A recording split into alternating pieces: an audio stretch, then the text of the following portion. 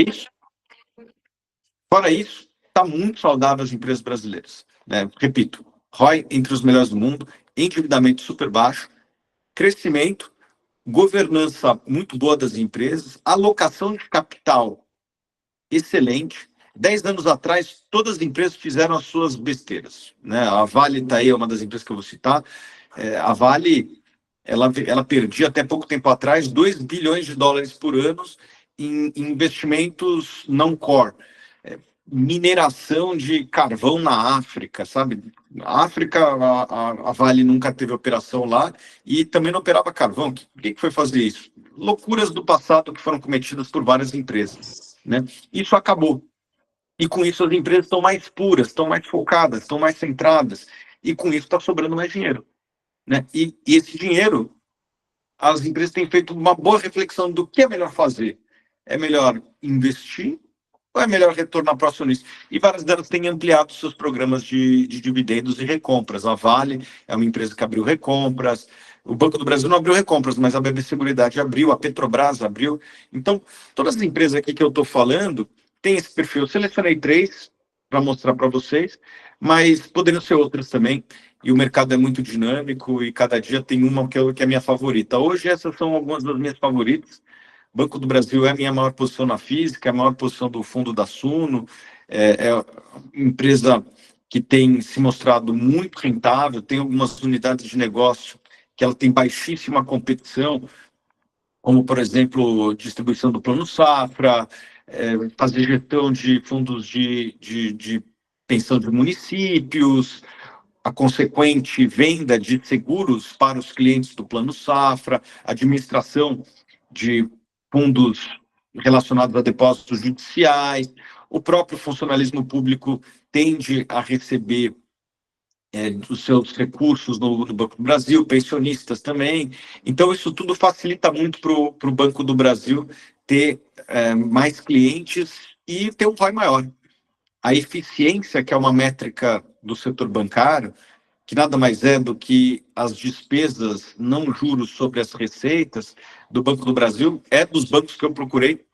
O Banco do Brasil é o banco mais eficiente do mundo. Então, a gente está falando de um banco que tem eficiência, um banco que cresce, até porque está mais disposto do que a média dos outros bancos num setor que cresce bastante, que é o agronegócio, e é um banco que está menos de 4 vezes o lucro do ano que vem. Nas minhas contas está 3,7. Eu acredito que o Banco do Brasil pode fazer mais ou menos R$7 por ação de lucro nos próximos 12 meses. Já estamos quase que no final do ano.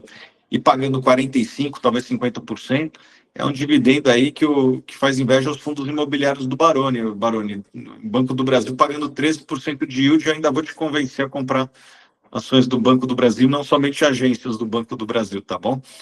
Então, essa é uma das minhas favoritas, já falei tantas vezes, daquelas empresas, quanto mais eu estudo, mais eu estou confortável, né? A Vale tem um componente de risco um pouco maior, que é basicamente o preço do minério de ferro. Por outro lado, ela é dolarizada, né? Que num momento como esse, num país que nós vivemos, eu acho que combina muito bem no portfólio. Né, assim, eu me lembro que eu estava numa conversa com o diretor financeiro da Vale e eu fiz umas perguntas em real e ele falou, cara, puta, eu não consigo pensar em real, a gente pensa em dólar aqui, né?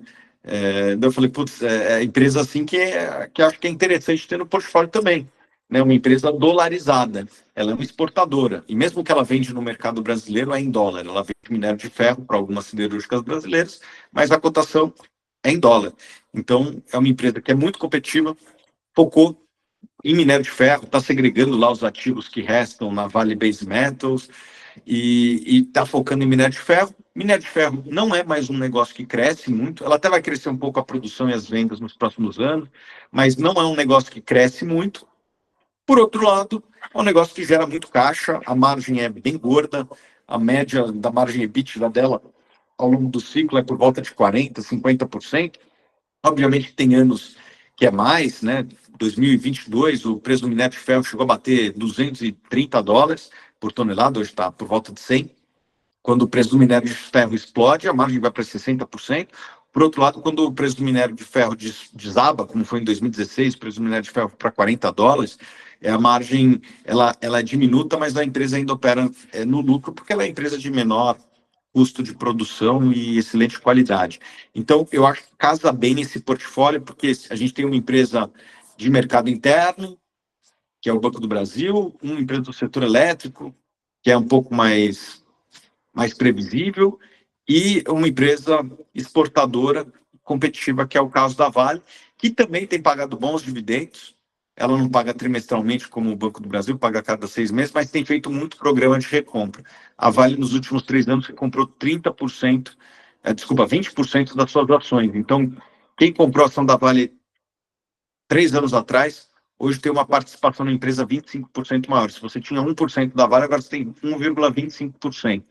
Eu imagino que talvez não tenha ninguém aí com 1%, mas a lógica é essa. A sua participação na Vale aumentou, mesmo você não tendo comprado ações. Por quê? Porque ela recomprou ações e isso aumenta a participação dos acionistas que permanecem e não venderam suas ações. E eu acredito que ela pode continuar fazendo isso ao longo do tempo, se as ações estiverem baratas. Isso até é um sinal de que a própria gestão acredita que está barato. Dificilmente uma empresa no Brasil abre programas de recompra se não acreditar que a sua ação está barata. E ela tradando aí a cerca de 5 vezes o lucro dos últimos 12 meses e distribuindo boa parte disso, me parece barato e também ajuda a fugir um pouco do risco que existe do Brasil. Thiago, fala. Desculpa interromper, mas só fazendo um parênteses, como você comentou essa questão da recompra das ações, a gente vê que, historicamente, né, as empresas elas buscam fazer mais recompra de ações justamente quando elas entendem, né, que as ações delas estão mais contadas e que a melhor forma de estar gerando valor dentro daquele negócio é recomprando as próprias ações. Então, quando a gente olha para o passado, né, a gente viu em períodos em que a Bolsa Brasileira estava muito barata. Isso não só para a Bolsa Brasileira, mas também outras bolsas internacionais, as empresas do próprio S&P 500 lá na Europa. Quando as empresas entendem que o que está sendo negociado em bolsa está com um preço muito abaixo do que elas realmente valem, elas usam esse excedente de capital, né, gerado pelo lucro delas, e ao invés de, muitas vezes, reinvestir no próprio crescimento, ou no caso de uma empresa que muitas vezes nem precisa reinvestir para o próprio crescimento, né, elas acabam optando pela recompra, porque elas entendem que é uma geração de valor que isso pode estar trazendo para os acionistas, para os stakeholders em geral. Né? E a gente tem visto isso acontecer com muita frequência aqui na Bolsa Brasileira. Né? Então, não só a Vale, né, mas a própria B3 também está com um programa de recompras ativo já há um determinado tempo. E eu acho que isso é um forte indicador de que as empresas estão vendo que... E nada melhor do que as próprias empresas, né, talvez... Ninguém melhor do que elas mesmas para estarem reconhecendo o valor do próprio negócio, né? Exatamente, bem pontuado, Pitts. E esse tem sido o ano que as empresas têm recomprado volumes recordes. Nunca as empresas brasileiras recompraram tantas ações. Porque uma ação é aquilo. Se alguém está comprando, alguém está vendendo, né? A mesma coisa de fundos imobiliários. E nesse ano, os investidores, pessoas físicas, retiraram valores da bolsa. Os investidores institucionais, como fundos de pensão, foram vendedores e os investidores estrangeiros também foram vendedores. Só que para cada vendedor tem um comprador. Quem que está comprando? As empresas que eu acredito que, na média, são os investidores mais inteligentes para precificarem a própria ação. Eu, embora seja um analista que acredito que consiga fazer boa análise, eu acredito que boa parte das vezes as empresas sabem analisar seus próprios negócios melhores do que nós. O Baroni também é analista de valores aí. É difícil ter alguém que conhece melhor o portfólio do que o próprio gestor. Se o gestor está recomprando, quem que está fazendo um bom negócio? O gestor ou o investidor pessoa física ali que muitas vezes viu a ação caindo e se desesperou? Eu gosto de ver o investidor que é o mais esperto da mesa está no mesmo trade que eu, está no mesmo lado que eu. Eu não gosto muito da palavra trade, mas mais do ponto de vista de investimentos. E hoje as empresas brasileiras são as grandes compradoras. Quem que entende mais delas mesmas? Elas ou o investidor, pessoa física, que muitas vezes se desesperou? A empresa ou o investidor de um fundo, né, um gestor de um fundo que tomou saque? Daí ele é obrigado a vender. Então, me parece que é um momento convidativo. Historicamente, quando as empresas brasileiras abrem programas de recompra, os anos subsequentes tendem a ser muito bons. E por último, aí eu botei a Engie, mas poderia ser outra do setor elétrico, eu gosto de Eletrobras também. E a lógica é muito parecida dessas duas empresas, né? Um setor perene, empresas que são bem tocadas. A Eletrobras, o novo management tem que se provar ainda, mas eu acho que dificilmente vai fazer um trabalho pior do que era de uma empresa estatal, obviamente. Embora a Eletrobras tenha sido melhor administrada nos últimos anos, ainda assim ela tinha todos os ritos de uma empresa estatal e hoje é uma empresa privada. Então eu acredito que os resultados tendem a vir melhor. Eu até gostei do último resultado da Eletrobras, não sei o que aconteceu, o mercado caiu, não sei se caiu por conta da Eletrobras ou caiu como um todo. Eu particularmente gostei do resultado da Eletrobras.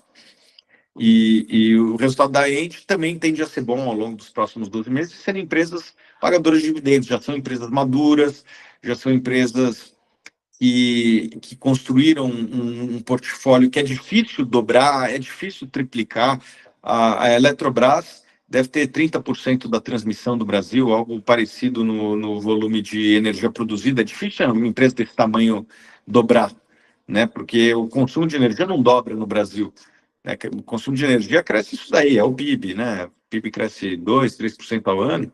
Dificilmente a energia vai crescer muito mais ou muito menos do que isso, vai crescer em linha com o PIB. Então, como que uma empresa dessa vai fazer investimentos? Ou é internacionalização, que eu não acho que é o caso, ou vai ser pagadora de dividendos. Então, essas empresas eu acredito que sejam bons pagadores de dividendos ao longo dos próximos anos. A Indy já é uma boa pagadora de dividendos e eu acredito que tem tudo para continuar pagando dividendo. Essas são algumas, tá? Poderia falar de várias. Assim, eu acho que quem comprar Ibovespa não vai fazer um mau negócio, mas essas são algumas das minhas favoritas nesse momento. Depois podemos falar de algumas outras também. Muito bom, Thiago. E, assim, a gente tem visto, né, muitos investidores que estão se posicionando, né, em empresas brasileiras, no próprio Ibovespa, e não é novidade para ninguém que a volatilidade nas últimas semanas, nos últimos meses, né, tem sido bastante elevada, né, e muitas vezes o investidor compra uma ação e por um tempo vai olhar a cotação novamente e inicialmente vê que está no prejuízo, e isso acaba muitas vezes assustando um pouco, né?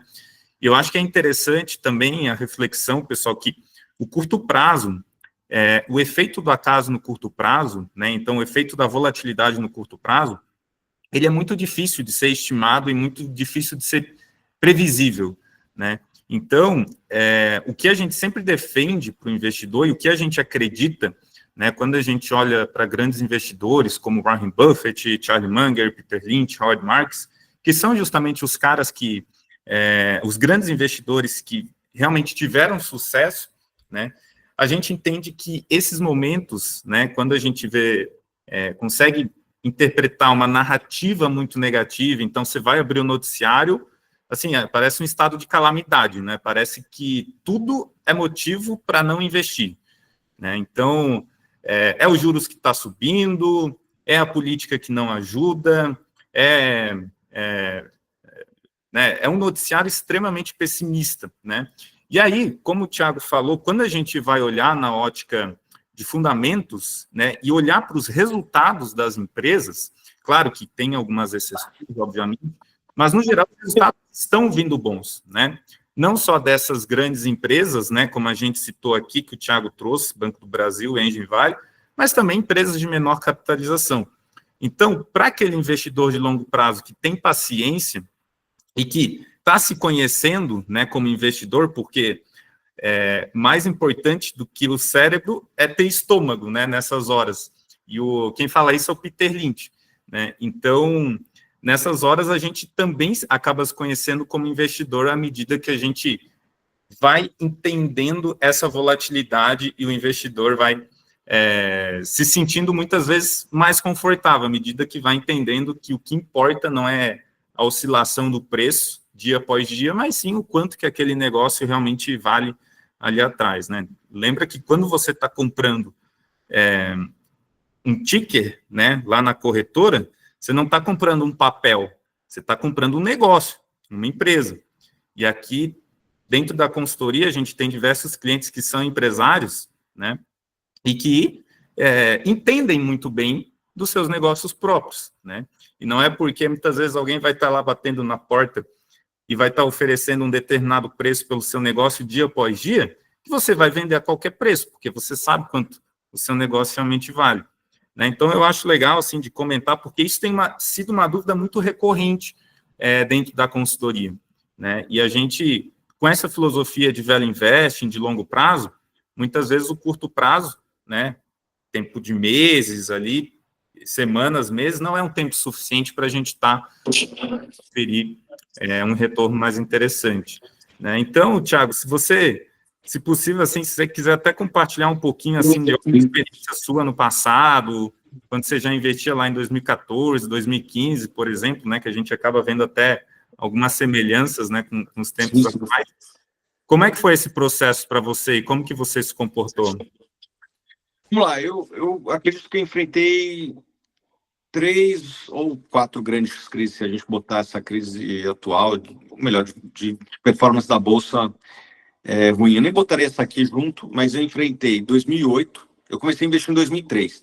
Eu enfrentei 2008, foi minha primeira crise. Os meus primeiros 5 anos de investimento, minha carteira subia 40% ao ano, que foi um boom que a Bolsa teve lá, de 2003 a 2008, vocês podem ver, a Bolsa multiplicou por 10 vezes.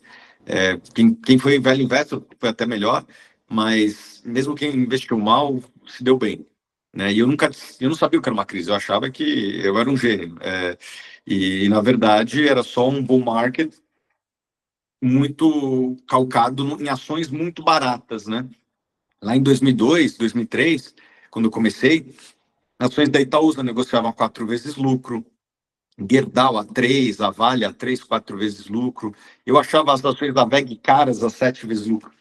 Nunca investi em ações da VEG, infelizmente. Então, o Brasil crescia naquele momento. Acho que nunca volta 7 vezes o lucro das ações da VEG, difícil, né? A VEG nunca mais, mas o Banco do Brasil já voltou para aquele múltiplo de antes. Então, a Petrobras já está naquele múltiplo de antes. Então, algumas já voltaram para aqueles múltiplos lá de trás. E o Brasil crescia bem naquela época, puxado por formalização, globalização, exportações de commodities, etc. E até 2008 ia tudo bem. Daí, naquele ano, caiu 40%, 50% a bolsa e eu enfrentei minha primeira crise. Felizmente, não vendi. E daí, depois, recuperou. E eu me lembro que, naquele momento, algumas empresas valiam menos que o caixa, né? Assim, algumas anomalias aconteciam. Daí, depois, recuperou. Em seguida, veio a crise de 2014, 15 ali, que foi um pouco mais gradual a crise, né? Não teve um grande dia que nem em 2008, a quebra do Lehman Brothers. Foi uma queda gradual do mercado, cara. Me lembro, a bolsa deve ter caído de 70 para 37 mil pontos, alguma coisa assim.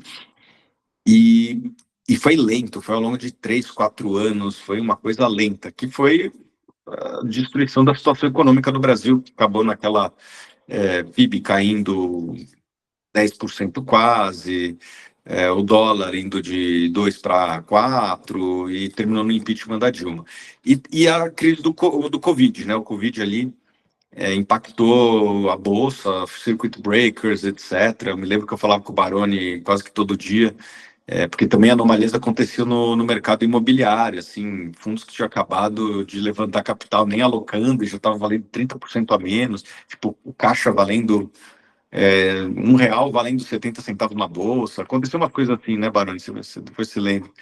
Shoppings fechados, valendo metade do que valiam 6 meses atrás. Será que ninguém vai mais voltar a consumir shopping na história da humanidade? Era uma coisa que se questionava naqueles momentos. E várias empresas caíram 50% e depois recuperaram. Então, a minha sensação é que as coisas voltam à média ao longo do tempo.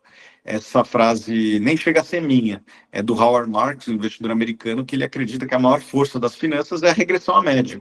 E hoje a Bolsa está com múltiplos abaixo da média, os fundos imobiliários estão com dividend yields acima da média e em algum momento volta para a média.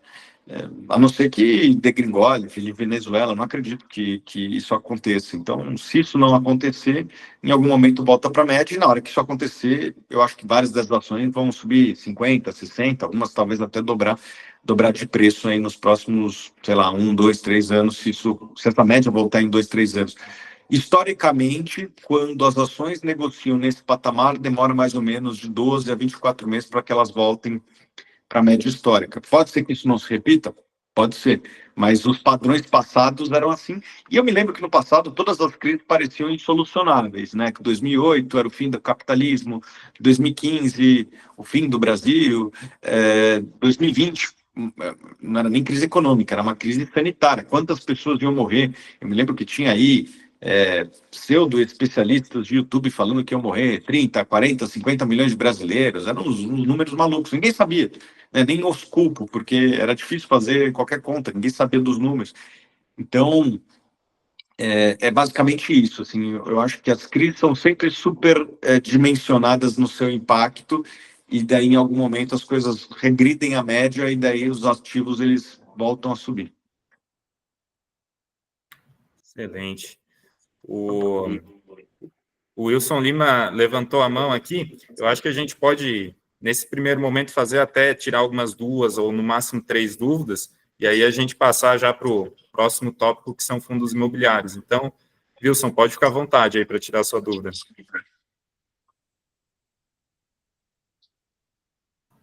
Será que ele levantou a mão sem querer? Alô? Oi. Oi. Tá ouvindo? Tudo bom, Wilson? Tudo bem? Desculpa, eu tô no trânsito, eu apertei sem querer aqui. Eu tô ouvindo o vídeo, mas eu tô dirigindo. Então, me desculpe aí, foi sem querer o aperto de levantar a mão aí. Sem problema, Wilson. Eu passo a pergunta para frente, eu tô só ouvindo aqui, porque infelizmente eu tô num trânsito aqui apertado. Perfeito. Tranquilo, obrigado aí. Mais tarde a gente abre para as perguntas, então. E como o Thiago tem falado, né, assim, não só no mercado de ações brasileiro, né, tanto para empresas de dividendo quanto empresas small cap, a gente tem visto também bastante oportunidade, mas para fundos imobiliários também, né? Então, da mesma forma, né, que a gente tem notado, né, esse certo pessimismo, fundo imobiliário é a mesma coisa, né, e tem diferentes fatores macroeconômicos, muitas vezes, que acabam influenciando. Então, passar a palavra aqui para o especialista, nosso excelentíssimo professor Baroni, já está há muito tempo aqui na Suno também, né, está desde lá de trás. Então, professor, deixo a palavra com você, fica à vontade. Legal, pessoal, obrigado aí pela oportunidade, e vamos lá. Eu vou tentar dar um pouquinho de cor de algumas coisas, tá? Eu vou dividir em 3 camadas: macro, micro e nano. O macro realmente está confuso, né? Nem todos nós aqui temos todas as informações e a dimensão de até onde tudo isso vai, considerando aí essa questão fiscal, essa questão de internacional, né? De cenário internacional, de juros, inflação. Mas, por outro lado, também eu já aprendi que poucas pessoas conseguem acertar definitivamente no macro, né? Tanto que tem muitos fundos de ações, fundos de prateleiras de grandes bancos, em que a performance do macro, às vezes, não é tão, assim, chamativa e eficiente no longo prazo. Então, não é tão simples você definir o macro. O macro tá ruim? Tá. Mas, se a gente comparar com o que estava em 2014, 15 e 16, me parece que a gente está bem melhor, né? Então, naquela crise de 2014, 15 e 16, a gente tinha realmente uma crise política instaurada, nós tínhamos uma recessão que vinha se replicando ali trimestre a trimestre, nós tínhamos também os juros em 14,25, nós tínhamos uma inflação mais pressionada ainda. Então, tudo isso me sugere que, naquela época, nós tínhamos uma situação macro pior. Trazendo agora para o micro, e aí eu já estou falando agora de fundos imobiliários, nós temos uma comparação do mercado daquela época com agora que não faz o menor sentido a gente comparar. Então, assim, naquela época, a carteira de um investidor médio, né, que, na verdade, só lembrando, colocando um pouco de perspectiva, éramos menos de 100 mil investidores, na faixa de 89 mil, né, os fundos eram muito mais frágeis e muito concentrados em lajes corporativas e num setor que vinha passando muita dificuldade, porque os fundos eles eram muito ligados ao setor de São Paulo e Rio de Janeiro, que estava super ofertado, né? A vacância estava baixa, todo mundo tirou o projeto da gaveta, os prédios foram ficando prontos, com renda mínima garantida e 100% vago. Isso aconteceu no Rio de Janeiro, São Paulo, alguns shoppings também foram nessa linha de renda mínima garantida, a renda era 10% ao ano, quando terminava estava 3%, entendeu? Então, assim, era um cenário muito diferente. Gestores, você tinha alguns grandes gestores, a comunicação com o cotista era super deficitária, nós não tínhamos ainda alguns players de gestoras menores que criaram dissidências das maiores ou mesmo criaram um projeto novo ali do zero. Hoje, a situação é completamente diferente. Nós temos fundos maiores do que empresas listadas, nós temos fundos com liquidez milionária, nós temos fundos com 500 mil cotistas, 1 milhão de cotistas, nós temos quase 3 milhões de investidores. A governança assim, as opcionalidades que tem dentro dos fundos é muito maior. Claro, não estou querendo dizer que aqui é tudo perfeito, tá? A gente está ainda em evolução. Mas, comparando com antigamente, era muito diferente. E os fundos hoje estão negociando em condições muito equivalentes ao que era no passado. Então, essa é uma situação bem atípica que a gente aqui está vivenciando, né?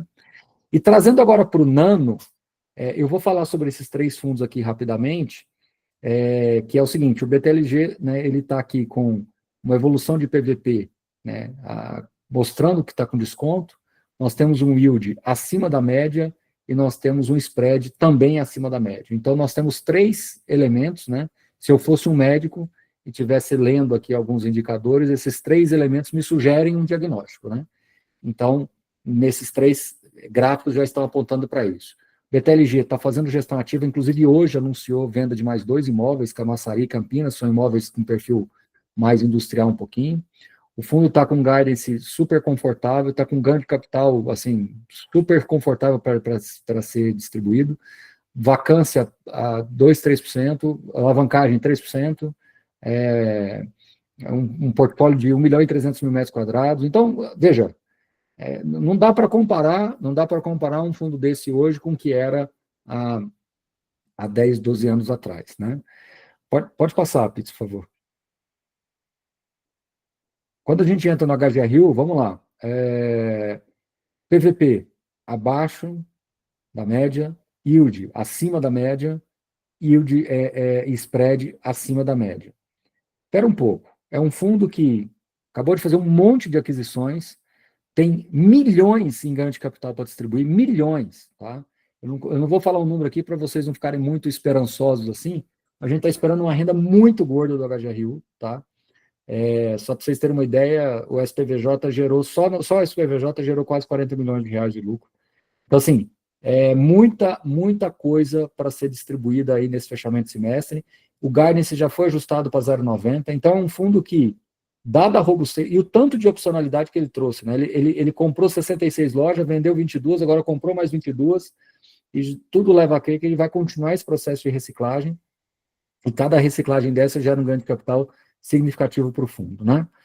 Contratos, prazo médio contratual de 10 anos, super estável, maioria contrato atípico, preço no lugar certo do aluguel, enfim, é inacreditável você ver um fundo desse negociando nessas condições, e mais 3 gráficos aqui que corroboram. Pode passar, por favor, Pitts?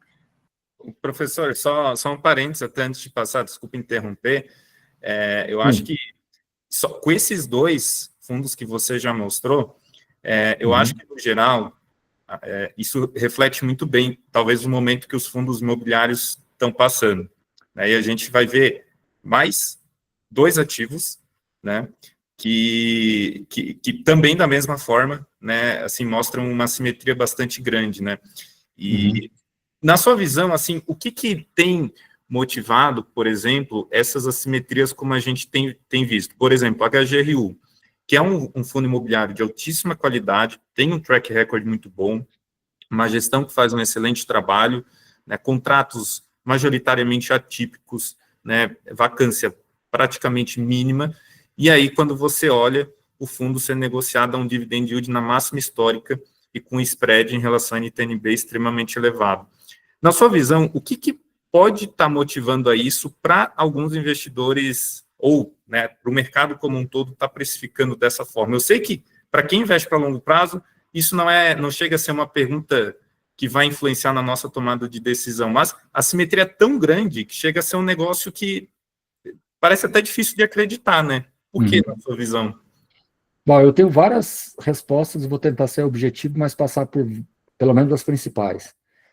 Primeiro, eu acho que as pessoas olham para o IPCA mais 7 e na NTNB e elas não resistem, então elas começam a acreditar que o IPCA mais 7 é uma oportunidade única da vida e elas simplesmente ignoram a renda variável. Só que ela esquece também de olhar que quem comprou IPCA mais alguma coisa há 4 meses atrás também está tendo uma marcação negativa ao mercado, né? Mas a pessoa quer fazer o seguinte, bom, eu vou sair desse negócio de fundo imobiliário, porque estão falando aí que é ruim esse negócio, deixa eu travar uma taxa aqui, IPCA mais 7, que eu vou recuperar esse dinheiro. Esse é o primeiro ponto. Segundo ponto, vou vender esse negócio de fundo imobiliário, porque eu consigo aqui uma letra garantida, aqui, um ativo de renda fixa garantido, pré-fixado a 13, 14, protegido pelo Fundo Garantidor de Crédito, deixa eu pular fora desse negócio aqui e vou recuperar. Outra situação, o governo vai estar sedento por dinheiro, agora vai começar a tributar, então deixa eu pular fora disso aqui. Outra questão, né, saiu hoje uma comunicação da Ambima, né, então, olha só, para vocês terem uma dimensão, fundo imobiliário é o segundo tema mais engajado do ponto de vista do mercado financeiro. Isso aqui, cara. Primeiro, Isso aqui. acho que está entrando um áudio aí, Gabriel? Pronto, já mutei aqui. O mercado de câmbio é o primeiro, FIIs é o segundo, aí tem fundos, renda fixa, metais preciosos, etc., poupança e ações. Então, só para vocês terem noção, depois do mercado de câmbio, fundos imobiliários é o tema que mais engaja. E o que isso está acontecendo? As pessoas resolveram produzir conteúdo falando mal de fundo imobiliário. Por quê? Porque se você pegar os 5 anos para cá, foi o pior recorte temporal de fundos imobiliários. Porque a gente foi atingido saindo de um pico de alta, ou seja, se você pegar 2017, 18, 19, você vê que o fundo imobiliário explode de lá para cima. Né? Em 19, por exemplo, sei lá, 35%, 36% de alta. E aí muita gente entrou nesse ramp-up aí de 2018 e 2019, e aí você tem uma memória de 2019 para cá que é ruim, na média. Né? Os fundos imobiliários estão meio que retornando a esses patamares antigos, só que os rendimentos estão muito superior. Né? Só que como os juros também subiram, as pessoas fazem essa comparação direta. Então, o mercado está disfuncional. Então, tem fato relevante que está sendo publicado que a cotação cai. Então, hoje o BTLG anunciou que vendeu, vai ter ganho de capital adicional, a cotação cai. O TRX vai lá e anuncia que vai ter um rendimento entre 1,80 e 3,50 por cota, a cotação cai. O HGRU anuncia que vai ter um ganho de capital, sei lá, no mínimo de R$2 para ser distribuído, a cotação cai. Então, está completamente disfuncional, né? PVBI tem lá aquela questão lá de alocação, o mercado vai lá e coloca 25% de desconto naquele portfólio AAA. Então, o mercado ele perdeu a referência, ele está completamente disfuncional, ele perdeu a lógica, né?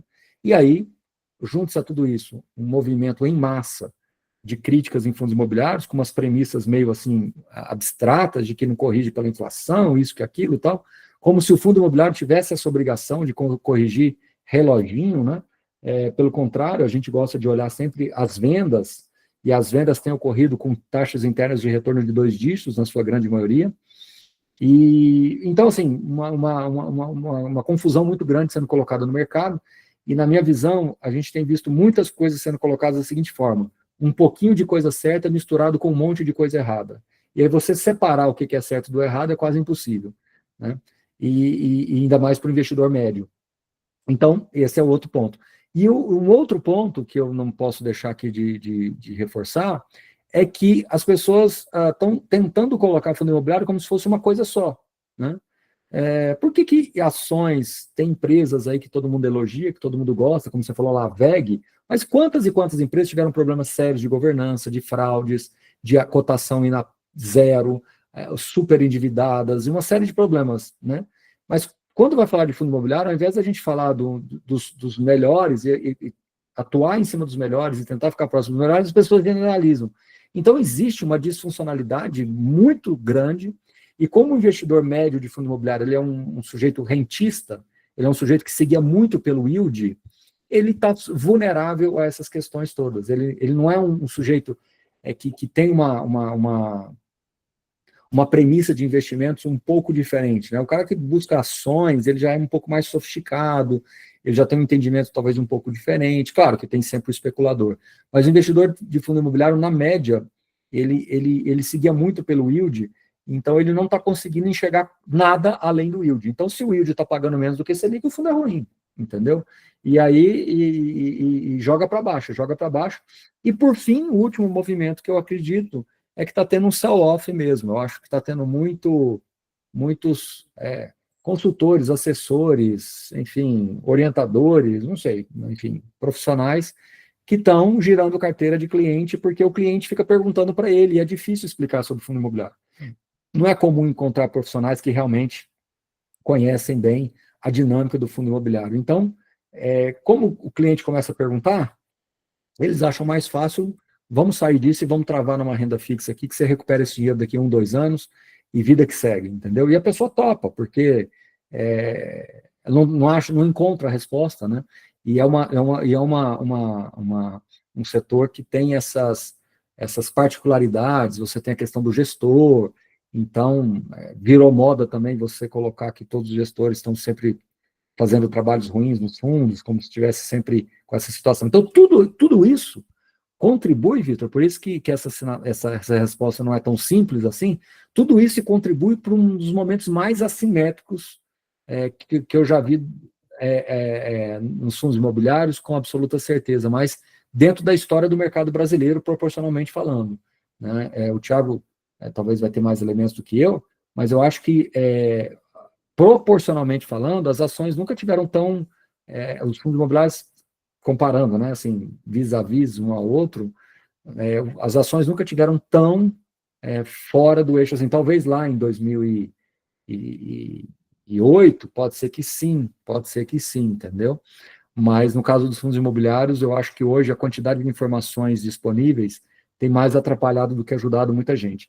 E esse nano é justamente isso, né? Por exemplo, a gente faz lives com alguns gestores, nossa, mas assim, a pessoa começa a ter discussões num nível que é completamente assim, é como se eu estivesse questionando o síndico do meu prédio, por que ele trocou a marca do detergente que lava o prato dos funcionários, sabe? Chegaram num nível assim que cara, é completamente descabido, assim, a gente tem percebido isso nos nossos plantões, a gente tem percebido isso nos comentários, nos chats da live, então um nível de detalhamento nano que perde até a razão de ser. Para que eu tenho um fundo imobiliário se eu estou preocupado com esse tipo de detalhe, sabe? É muito, muito ineficiente. Oi, Thiago. E só dando um complemento, de fato essas críticas, elas existem e eu acho que causam impacto no mercado como um todo, pelo volume que elas vêm. E o que eu fico triste é que elas, na maior parte das vezes, vêm de profissionais que sequer são regulados, sabe? A gente aqui somos analistas, certificados, estamos lá no site da PMEC, temos que prestar contas sobre as nossas análises, temos períodos de negociação muito restritos, temos que ser aderentes ao código de conduta da PMEC, eu sou inclusive membro do comitê de autorregulação da PMEC, e eu sinto que os críticos eles não têm compromisso com a verdade, porque eles estão no ambiente ali cinza, do ponto de vista regulatório. Eu tenho até uma preocupação maior, assim, do tipo, esses caras, eles criam um fake news e não estão nem regulatoriamente corretos, assim, sabe? É uma preocupação que as pessoas têm que ter com as fontes que elas têm, né? Assim, a pessoa do outro lado, ela está aderente às normas de mercado. A maior parte dessas críticas vem de pessoas que não têm sequer o preparo para passar numa prova de regulação. E quando a gente conversa com os gestores ficam assim, poxa, estou tentando explicar o que é o correto, mas as pessoas sequer têm o interesse de aprender, porque senão ela perde a narrativa. E como eu falei, fundo imobiliário é o segundo tema mais engajado hoje, entendeu? Então, como diz, né, dá like, né? Dá like. Então, falar mal é fácil, porque você tá, né, como diz um ditado bem simples, né, chutando o cachorro morto. Você está pegando o pior recorte temporal e falando, isso aqui não vale nada. mas como alguém colocou aqui no chat, para quem está na ponta compradora realmente uma grande oportunidade, mas também não dá para a gente ficar acreditando de que isso é ruim, né? Porque é importante que se tenha alguma, como é que eu vou dizer, alguma preocupação também em manter a classe de fundos imobiliários também geradora de valor, né? Porque senão você gera não só uma assimetria, mas você gera erros graves de premissas de investimento.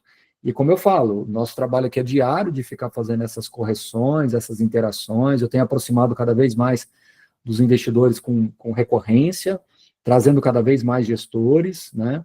E, de novo, no micro, quando a gente conversa com gestores, principalmente desses fundos que a gente está mais próximo, as coisas não estão indo por um caminho sem controle, pelo contrário, não é isso que a gente está vendo, entendeu? Você conversa, as pessoas estão, Barone, está acontecendo negociação aqui, a gente está objetivando 2025 com esse cenário, a gente está tentando traçar assim. Então, não estamos caminhando por uma situação dos fundos ficarem insolventes, com problemas graves, entendeu? Então, eu acho que as pessoas estão pegando problemas de fundos monoativos ou alguns fundos que tiveram problema com a alavancagem, e agora sim, todo mundo agora tem problema com a alavancagem, não dá para fazer isso, né? O Guilherme até permite fazer a recompra como ação, mas na minha visão isso é permitido pela regulação, mas isso não vai acontecer. Porque para ter algum efeito, você deveria recomprar e cancelar cotas. Eu não acho que o gestor de fundo imobiliário vai ser motivado a cancelar cotas, porque é um fundo de capital fechado, né? Diferente das ações, a dinâmica é diferente. Então, dá um trabalho gigantesco para você emitir cotas e comprar imóveis. Aí você vai lá e zera seu caixa praticamente comprando cotas, você fica desguarnecido para potenciais aquisições, enfim, eu acho que na teoria existe, na prática, na minha visão, não deve... E quem tentar fazer, talvez, não vai ter um efeito marginal, na minha visão, tá? Podemos seguir, Pitts? Muito bom. Vamos seguir, então. O HGBS despencou e vai emitir agora. Pode falar? Sheila, primeiro eu acho que essa emissão, ou ela é simbólica, tipo assim, já estava com ela aberta, vamos tocar. Pode ser que tenha alguma troca de ativos, então pode ser que apareça talvez algum imóvel sendo integralizado em troca dessas cotas que vão ser emitidas. O fundo tem alguns desafios pontuais, West Plaza, Goiabeiras, alguma coisa assim, mas gosto bastante do portfólio hoje.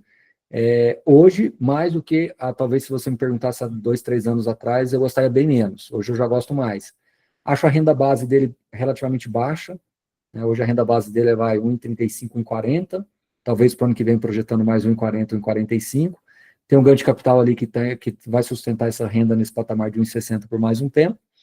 É um fundo que a grande vantagem dele é que ele é o primeiro fundo de gestão ativa do Brasil de 2006, né? Tem vários imóveis que foram comprados, que estão marcados contabilmente bem abaixo, então eventuais vendas podem destravar bastante valor para o investidor. Nível de alavancagem relativamente baixo, né, cerca de aí 7%, 9%, né, dependendo se você considera líquido ou bruto. Fez aquisições recentes interessantes, Capim Dourado em Palmas é interessante, tem um shopping em Sorriso, que também é bem legal e tem um potencial de expansão elevado. E é um fundo que está na mão da turma lá já há muitos anos, então, mesmo que ele tenha trocado de gestora, os gestores também mudaram junto, então, ele é um fundo em que o portfólio é muito bem conhecido pelo time. Gosto muito como uma opção, tá? KNHF, olha, o KNHF ele tem uma vantagem do ponto de vista de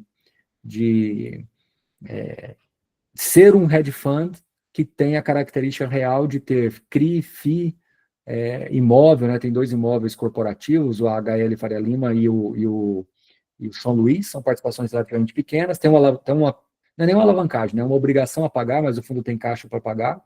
Eu acho que ele tem condições de honrar isso bem. Tem um guidance mantido ali, eu acho que é sustentável, tá? Tá bem descontado, o book de fundo de CRIs dele é interessantíssimo, né? Porque tem uma taxa média ali, inflação mais 10 praticamente, então isso é bem interessante, tá? Alguém perguntou se a Selic continuar a subir, os FIIs continuarão a sofrer? Será que só quando a Selic retomar, reduzir, que a situação vai reverter? Alexandre, o fundo imobiliário ele é mais guiado pelo juro futuro do que a Selic. Só para você ter uma noção, a Selic hoje está 11,25, mas o juro futuro está a 13,30. Então o mercado olha sempre para frente, que é justamente esse gráfico aqui, ó, olha só no TRXF aqui, ó. Ele está com desconto patrimonial histórico abaixo da média, ele está com yield estourando, o yield está na máxima, olha que loucura isso, gente, o yield está na máxima. E o spread também perto da máxima. Então hoje o TRXF negocia com um spread perto de 6%. É aí que é onde mora o cerne da precificação. Não é na Selic, é no juro futuro, tá bom? E o TRXF, como eu falei, ele tem um potencial de distribuir entre 1,80 e 3,50. Eu acho que ele vai distribuir mais para 1,80 do que para 3,50, porque tem 2 imóveis que ainda precisam ser vendidos, e o gestor meio que propositalmente vai segurar um pouco essa venda para o ano que vem, para que ele possa ter no ano que vem também um caixa mais gordo e um resultado acumulado mais significativo por fechamento. Então, do jeito que está o mercado, se ele distribuir 1,80 ou distribuir 5 por cota, é capaz da cotação cair, né? Então, eu acho que é muito inteligente ele segurar essas duas vendas para o... Eu faria isso, tá? Seguraria para o ano que vem, para você ter um pouco mais de conforto, tá? Maurício, eu gosto do KNHF, não vejo problema nenhum, então se você quiser manter, sem problema nenhum, tá? O Iridium, ele está numa situação de depuração de carteira, né? Então, vamos só considerar aqui a racionalidade do valor patrimonial. Então, o valor patrimonial do fundo hoje já considera todas as marcações a mercado ruins que o fundo tem, né? O mercado ainda assim coloca, deixa eu ver quanto fechou hoje, ainda coloca mais, sei lá, uns 15%, deixa eu ver quanto é que fechou hoje. Deve colocar mais uns, deixa eu ver aqui, que eu já falo o número exato. Muito mais, né? Tá 20% de desconto. Então, o patrimonial da cota é 84 e hoje está negociando a 65. Isso aqui beira a bizarrice, né? Porque o valor de 84 do patrimonial já considera que os fundos que estão lá já estão precificados ao valor de hoje. Já está marcado ali, não tem uma marcação que pode acontecer, já está marcado. O mercado vai lá e coloca mais 23%. Assim, é completamente propositado. É essa irracionalidade, é um famoso tipo assim, perde a razão, perde a racionalidade, fala, me tira disso aqui, vou embora. Não interessa o meu prejuízo, eu vou embora. Assim, o fundo vem fazendo uma gestão ativa de portfólio, voltou a gerar ganho de capital, tem 33 centavos de ganho de reserva acumulada, o resultado tem sido maior do que a distribuição nesses últimos meses, está depurando a carteira de fundos imobiliários, sempre fazendo uma venda aqui, outra ali, melhorando a taxa média ponderada, salvo engano, hoje já está em 8,20, 8,30 IPCA, tem mais alguma coisa em CDI também. Então, é um fundo que, com a inflação, com a deflação que teve, ele ainda conseguiu pagar 75 centavos, mas gerou um resultado de 81, voltando a ter uma inflação já nesse campo positivo, ele deve remunerar cerca de 1% em relação ao patrimonial, ou seja, um cenário base para o Iridium é entre 80 e 85 centavos de distribuição, a cota está 65. E esses 80 e 85 é considerando os prejuízos que o fundo já tem, né? Talvez o gestor vai ser mais conservador e continuar fazendo reservas de uma maneira inteligente, porque ele entende que em algum momento ele vai ter prejuízo, e ao ter esse prejuízo ele quer ter reserva para não impactar o cotista. Hoje ele tem 33 centavos, já é alguma coisa, então parece pouco, mas é bastante, porque os prejuízos não vão ser realizados todos de uma vez. Então, quando você tiver que escolher entre um e outro, então só com esses 33 já dá para ele pular fora de alguns fundos ali e não impactar tanto o rendimento. Mas ele entende que também não é hora de pular, porque não faz muito sentido pelo yield do fundo corrente, né? O yield corrente do fundo, né? A gestão está bem ciente do endereçamento que ele tem que dar e está dando endereçamento, mas não é uma solução rápida, é um tratamento de longo prazo. Mas imagina que eu sou um médico, eu identifiquei um problema, eu vou falar assim, olha, você não vai morrer, você não vai precisar ir para a UTI, só que nós vamos ter que fazer um tratamento longo aqui para essa alergia não voltar. Então você vai tomar uma medicação de longo prazo, aí de 6 meses você vai lá e toma uma vacina, e aí daqui 5, 6 anos a gente refaz os exames e vê se realmente melhorou. Não sou médico, mas eu estou tentando fazer uma alusão aqui ao que seria o caso do Iridium hoje. Não é um caso de UTI, não é um caso de paciente em coma, não é um caso de que vai morrer, é um caso de um tratamento longo, entendeu? E que lá na frente você vai ter uma coisa melhor do que você não tem hoje. Então, assim, nós vamos fazer esse tratamento para reduzir sua alergia. Pode até ser que lá na frente a sua alergia não seja zerada, mas também não vai ser tão alérgico assim. Então, você não vai ficar pegando um cachorrinho no colo, mas também não quer dizer que se você chegar num lugar que tem um cachorro, você vai sair espirrando e e coçando o corpo inteiro, entendeu? É mais ou menos isso o cenário do irídio, tá? Ah, mas eu vou morrer com essa alergia? Não tem, esse cenário base está completamente descartado, na minha opinião, tá bom? Bom, e acho que tem mais um aqui que é XPMOLs, né? Eu acho que qualquer um, alguém perguntou aí qual que eu compraria hoje, qualquer um desses 4, na minha visão, está muito bem protegido, né? O XPMOLs também com uma situação absurda, né? Se a gente voltasse em 2000 e, sei lá, 12, 13, 14, um fundo de shopping monoativo, shopping mais ou menos, ele pagava 6% ao ano, tá? 6,5%, e as pessoas disputavam essas cotas ali, né? Hoje você tem um fundo como o XPMOLs com yield de quase 11, né? 10,5%. O gestor, inclusive, foi no meu canal hoje, foi bem categórico em dizer que os 92 são bastante sustentáveis aí para o médio prazo, ano que vem, e para 12 meses, se não tivesse nenhum efeito de seller's finance, o rendimento para 12 meses seria alguma coisa entre 82 e 86 centavos. Então, no pior cenário, é um fundo que pagaria 85 centavos, vai. Isso daqui a um ano, tá? Mas eu acredito que daqui a um ano ele vai ter feito gestão ativa, tudo. Acabou de anunciar, acabou agora, acabou de ser o fato relevante. Quando digo acabou, vai, 2 horas atrás, sei lá. Que ele comprou a participação adicional no Shops, né? No FL Shops ali, que é, para quem conhece São Paulo, eu diria que é o coração do coração, né? É exatamente o ponto mais importante ali, que é o cruzamento da Faria Lima com a Leopoldo Couto de Magalhães. Então, imagina um shopping que vai ser shopping embaixo, multiuso, né? Em cima, um prédio, torre, e como é a Suno ali, né? Que você tem a torre comercial, embaixo tem um shopping, vai ter um ativo equivalente a esse, e o fundo, ele já tem um CRI conversível contra a JHSF, então, ao somar tudo, ele vai passar a deter 32,5% dessa torre e 21% do shopping. Então, assim, e o shopping e o fundo negociando hoje com desconto de, sei lá, 10, 15% patrimonial, com yield de 10,5%. Então, se alguém me pergunta qual que é o melhor para comprar desses 4, fica até difícil. E eu poderia falar para vocês vários outros da carteira que estão em condições muito semelhantes. PVBI, né, como alguém perguntou, muito, muito irracional, porque o PVBI, ele é o único fundo que nós temos na carteira hoje que nem precisa fazer laudo de avaliação, porque todo mundo sabe o preço de todos esses prédios. Qualquer corretor que você chegar em São Paulo, ele sabe o preço. Quando você tem um fundo lá como Aliança, o próprio TRXF, que você tem um prédio, um supermercado no norte, no nordeste, aqui no centro-oeste, não é tão simples você precificar. Então, você tem que realmente usar o método de fluxo de caixa descontado, etc, etc. Quando a gente está falando de PVBI, você nem precisa de laudo, sabe? Você faz um laudo protocolar, porque todo mundo sabe o preço. Então, o preço desses imóveis hoje é na faixa de 35 mil, 40 mil, né? Na média. E hoje estão negociando abaixo de 25. Então, é bizarro isso, é bizarro. Mas a renda caiu, tá, mas e daí, né? O Thiago vai lembrar muito bem da época ali que Tera, né, era vendido, porque estava vago, ele era vendido a 7 mil reais, 6 mil reais, 7 mil reais o metro quadrado, enquanto o preço para fazer de novo era, sei lá, 12, 14, 15 na época, nem me lembro. Então, ele vendia 50% abaixo do custo de reposição, né? O PVBI não está 50%, mas está 20%, 25%. É bizarro isso. E é uma vacância muito direcionada num prédio que, na minha visão, não deveria trazer preocupação para ninguém, que é o Union Faria Lima, que é um prédio boutique também no coração do Itaim, prédio pertinho ali de onde era a sede do Credit Suisse, né, do Infinity. Então, um prédio boutique que, para alguém entrar lá dentro, vai gastar mais ou menos 10 mil reais o metro quadrado de reforma, né?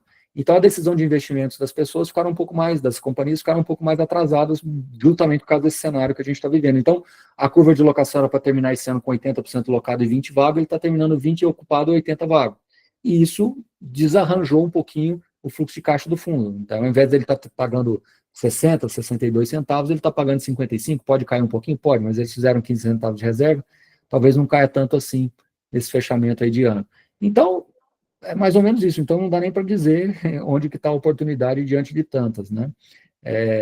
Fundos de papéis, na média da nossa carteira aqui, todos eles muito estáveis, né? Um problema que tem aqui, outro ali é normal, nada que possa comprometer. No caso do Iridium, já está precificado os riscos, e também nós estamos falando de 6% do PL que tem problema, e esse 6% já está precificado no VP. Então, assim, Starbucks, por exemplo, já teve marcação, então o administrador já colocou ali, o Eco também já colocou, inclusive já recuperou uma parte do CRI que tinha perdido. Então, me parece que a gente está bem próximo daquilo que eu falei há 1 ano e meio atrás, mais ou menos, que é esse mar de oportunidades, né? O Jefferson perguntou, levando em consideração que a precificação dos FIIs tem correlação, imagino, com a taxa de juros futuro, que atualmente está na casa de 13, caso haja algum avanço no controle dos gastos do governo, qual seria a taxa de juros esperada e quanto isso impactaria a precificação? A relação é de 1 para 1, ou seja, cada ponto... Não é assim. Inclusive, o Jefferson, eu vou ver se eu encontro um vídeo aqui em que a gente comenta exatamente sobre isso, inclusive eu faço uma tabelinha ali para as pessoas entenderem, tá bom? Eu vou ver se eu encontro e aí fica mais fácil de compartilhar com vocês, tá? Pitts, acho que do meu lado terminou, tem mais algum ponto? Não, eu acho que, até para complementar, tem uma dúvida do Rubens, mas eu já vou passar para a dúvida dele, mas acho que só para fazer uma observação, né, eu até antes de eu entrar na Suno, né, eu estou na Suno desde 2020, eu já era assinante da Suno Research, e eu lembro muito bem, lá em 2019, quando eu entrava nos plantões de dúvidas, tanto de fundo imobiliário, quanto das carteiras de ações, o pessoal questionava muito até sobre aumentar o preço teto, né, dos ativos recomendados das carteiras, né, e era muito engraçado, porque a maioria dos ativos estava com viés de aguardar. Então, me corrija se eu não estiver falando besteira, professor, mas eu me lembro muito bem, na época da carteira de fundos imobiliários, a gente ter, de 15 ativos recomendados, a gente ter apenas 2, ou no máximo 3 com viés de compra. E naquela época, as pessoas perguntavam, os nossos clientes perguntavam, pô, mas será que não sobe o preço teto, né? Porque não está fazendo sentido. E todo mundo queria comprar, estava animado para comprar. E agora, é um pouco impressionante, quando a gente abre tanto a carteira de fundos imobiliários, quanto até a carteira valores, small caps, né? É difícil ter um ativo com viés de aguardar, né? Ou seja, um ativo sendo negociado acima do preço teto. Então, assim, é uma quantidade de oportunidades, né, que a gente tem visto, assim, tanto para fundo imobiliário, e aí logo agora, né, a gente percebe que surge muito esse receio, né, parece que o cenário macroeconômico, muitas vezes, o noticiário, como eu tinha comentado, se sobrepõe à visão analítica que os investidores deveriam ter a respeito do fundamento daquele ativo, né, da capacidade de aquele fundo imobiliário estar entregando valor para o cotista, né? Então, eu acho que esses são pontos bem interessantes. E aí, eu ia chamar o Thiago aqui novamente, Thiago, porque o Rubens tinha perguntado se poderia falar sobre internacional e small cap, né? Não sei se você poderia responder para nós. Como é que é? Repete aí, Pitts, que eu não ouvi. Top 3 small caps, da Tá. carteira small cap, e top 3 da carteira internacional. Cara, internacional eu tenho acompanhado cada vez menos, eu tenho deixado na mão do Alberto, tá? Eu prefiro não falar do que falar besteira, mas eu gosto da Amazon. Eu acompanhava mais as FANG e as ações da Argentina, né? Só que as FANG subiram muito e as da Argentina também.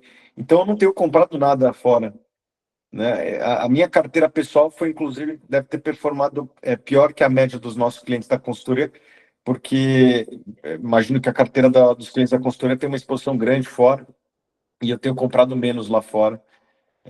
Enfim, eu não tenho acompanhado tão perto de fora, melhor o Alberto. Daí fica o convite para o Alberto vir aqui. Mas as ações lá fora subiram bem, né? Então, eu não tenho investido, eu tenho comprado essas coisas aí que o Baroni mostrou, até menos fundos imobiliários. Eu vi que tinha uma pergunta referente a fundos imobiliários, mas se eu prefiro ações do fundo imobiliário, eu tenho comprado mais ações. Eu gosto de ações, não que eu não goste de fundo imobiliário, eu sou um vocal defensor da indústria, mas eu tenho visto umas anomalias também em ações que têm me deixado muito confortável. Ali, Banco do Brasil abaixo de 4 vezes lucro. Não tem que muito pensar, sabe? a minha sensação é, putz, será que não seria melhor vender tudo que eu tenho, ou compro a ação do Banco do Brasil e vou para a praia nos próximos 10 anos? É uma reflexão que talvez devesse ser feita, e daqui 10 anos, talvez, eu não duvido que teria uma rentabilidade muito acima da média do Brasil, do brasileiro, etc., e com muito menos trabalho. Então, eu tenho focado mais em ações, porque eu tenho visto umas anomalias que me deixam muito confortáveis em ações. Boa Safra de Small Caps é uma que eu gosto, uma empresa que triplicou desde o IPO e está no preço do IPO. Não dá para entender. Barulho, é quase como se um fundo tivesse triplicado o número de ativos, mas o valor de mercado não aumentou. É o mesmo. É bizarro, né? Não dá para entender. É o que está acontecendo com várias ações, não é só a Boa Safra. É que a Boa Safra cresceu muito ao longo dos últimos anos e parece que o mercado não percebeu. Então, eu gosto da Boa Safra. A Petro Recôncavo é uma empresa que eu acho interessante. A Cambuci, que é uma que a gente indicou recentemente. Caiu nos últimos dias a Trackfield. Trackfield está uma empresa sensacional, fenomenal. Eu sou consumidor, não compro outra, viciado. Mas eu sei separar as coisas, eu sou analista. E o business é muito bom, né? Muito rentável, a rentabilidade é fenomenal. Eles construíram uma marca muito forte, tem um modelo de franquias ali que não exige muita exposição de capital. Então, business que cresce com rentabilidade é raro, esse tipo de business, e está menos de 10 vezes lucro. Uma empresa dessa no bull market vale 20 vezes, 25, 30 vezes lucro. Então, eu estou muito confortável de comprar essa empresa. Vivara, eu acho que é um case muito parecido também. Então, essas são algumas das empresas, mas, sinceramente, assim, eu não sei se o Baroni tem a mesma sensação que eu, assim, se comprar IFIX, vai se dar bem, se comprar IBOV, vai se dar bem, tá tão barato tudo que... Eu tenho comigo uma frase, Thiago, que vai no seguinte raciocínio: se nós dois tivermos errado, existe essa possibilidade, eu vou receber 11% ao ano para ficar errado, entendeu? Então, assim, vou receber 11% ao ano líquido de IR para ficar errado. Igual você está falando, o Banco do Brasil está pagando 13%, então se você tiver errado, você fica recebendo 13% ao ano de yield. Tá bom, né? Lógico que tem chance do lucro cair, essas coisas, mas eu não vejo... Sim. Assim, eu vejo o banco crescer, acabou de soltar resultado, cresceu. Né? Exato. Então, exato. Assim, claro que eu estou sendo aqui um pouco retórico, mas é só para mostrar o seguinte: hoje em dia, é diferente como estava lá em 2019, que o Pitts lembrou muito bem. A gente tinha pouco espaço para alguma compra de secundário, a gente ficava olhando a emissão. A emissão vinha 30% abaixo do secundário, e a gente entrava na emissão. Hoje, ao contrário, não tem nenhum tipo de janela para emissão, mas aí o PVBI está 77, 78, negociando a R$25 mil o metro quadrado, e aí não há o que se falar de emissão. O fundo está com um portfólio lá de 7 prédios, super bacana, irreplicáveis, entendeu? Então, são essas questões que eu acho que as pessoas têm que entender. Então, uma carteira de fundos imobiliários hoje, ela vai te remunerar entre 10% e 11%. É muito difícil, você vai estar errado em tudo. Então, se você tiver uma carteira hoje de ações que tem um yield, sei lá, médio, de 7%, 8%, vai ser difícil você estar errado em tudo. Então, e é um yield real, né? As pessoas também têm que aprender a fazer essa conta. Essa história de que fundo imobiliário e ações não são ativos reais, não repõe inflação, não sei mais o quê, é um engodo que colocaram. Mentira. Eu fiz esse estudo e eu quero demonstrar para a sociedade. As empresas brasileiras cresceram seus dividendos em qualquer janela que eu analisei, 5, 10, 15, 20 anos acima da inflação. O crescimento do dividendo. Tá vendo? Mas o fundo imobiliário não foi esse aqui. Bom, peraí, vamos comparar, né? É igual a história do HGLG, que eu tenho comentado com algumas pessoas. O HGLG, nessa época, lá de 12, 13, o PL dele era do tamanho do edifício Galeria, no Rio de Janeiro. Então, você pega um fundo que tinha um PL de 300 e poucos milhões, 368 milhões, e hoje é mais de 5 bi, é um outro fundo completamente diferente. Então, cuidado para você não inferir coisas que são completamente desconexas. Eu acho que é aí onde entra o desserviço que algumas pessoas acabam fazendo, né? Pela simples opinião ou pelo simples... querendo realmente trazer uma informação, não é tiro ao alvo, é alvo ao tiro. Ele quer falar que fundo imobiliário é ruim, ele pega e encontra algumas coisas para falar. e isso gera uma certa apreensão. Então, agora é hora de realmente você ter essa convicção de que num cenário estabilizado de Selic em, sei lá, 9, IPCA mais 5, 4,80, os preços não são esses. E aí eu coloquei um vídeo aqui para vocês poderem brincar um pouquinho aí com essas informações, mas eu não gosto de ficar falando números de potencial alta, mas não é uma coisa pequena, não. Esse cenário que eu estou falando para vocês se concretizar em 4, 5 anos, o retorno composto de uma carteira de fundos imobiliários é meio fora da casinha, viu? E Baroni, vamos falar, qual que é o problema hoje? É fiscal. Ponto, acabou. Sim. Né? E assim, a gente está falando de 50 bilhões de reais, que é o que a sociedade, através do mercado, porque o mercado é a sociedade se expressando através de preços, né? É o que eu acredito que ajudaria a bater o arcabouço fiscal com tranquilidade, ou pelo menos com mais respiro. 50 bilhões de reais é pouco perto do orçamento do governo. O orçamento do governo deve ser 4 trilhões. Eu fiz essa pesquisa hoje. Não é possível que não dê para chacoalhar e fazer 1%. Fábio, se você quiser economizar 1% na sua economia doméstica, você consegue? Todo mundo É a consegue. coisa mais fácil do mundo. Né? Vai ter que fazer sacrifício? Vai, mas senão até 6, 7, 8, sei lá. Então, é um problema que dá para endereçar. Tem que ter um mínimo de vontade política, mas dá para endereçar. Não é um desafio tão grande. A situação da Argentina era 10 vezes pior e o cara pegou do pior déficit do mundo e transformou no maior superávit no Ocidente. É pouco, tem que achar 1, 2% ali no orçamento e tesourar. E daí está resolvido. Daí o upside é esse aí que o Barulho mostrar para vocês.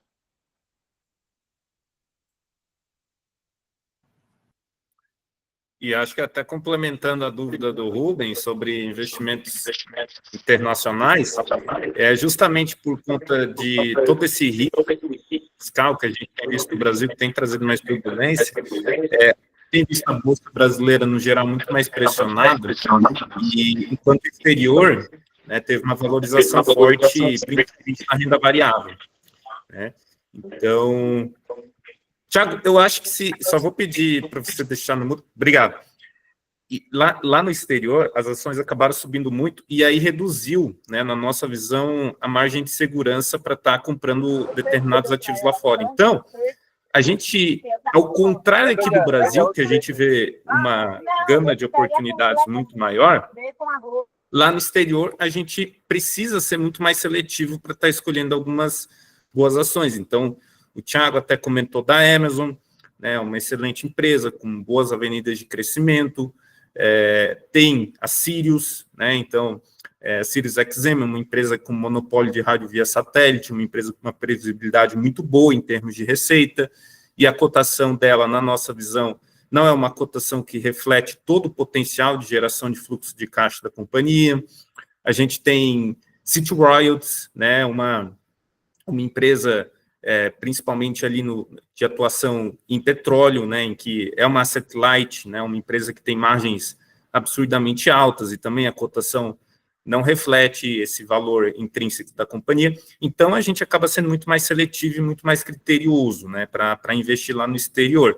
Então, isso até reforça, né, acho que até vale o comunicado, aproveitando, né, pegando espaço aqui, da importância de diversificar a carteira também em diferentes geografias. Né? Então, tu vê que quem estava somente exposto ao Brasil nos últimos 4 anos, dificilmente teve uma rentabilidade muito acima, muito elevada. Né?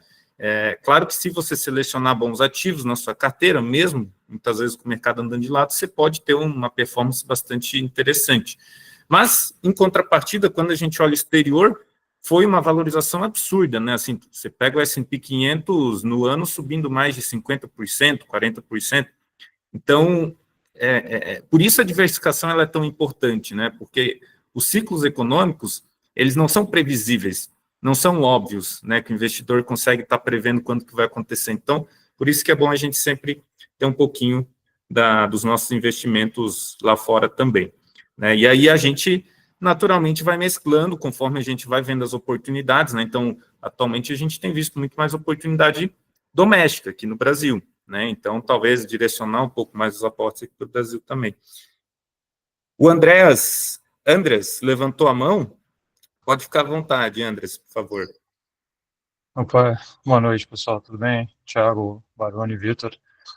A minha dúvida aqui é mais com relação à realocação de patrimônio, tá? E aí, dá o meu caso especificamente, né? Eu fiz aquisição de IPCA+, alguns meses atrás, achando, né, com aquela expectativa de que a curva não ia explodir como explodiu.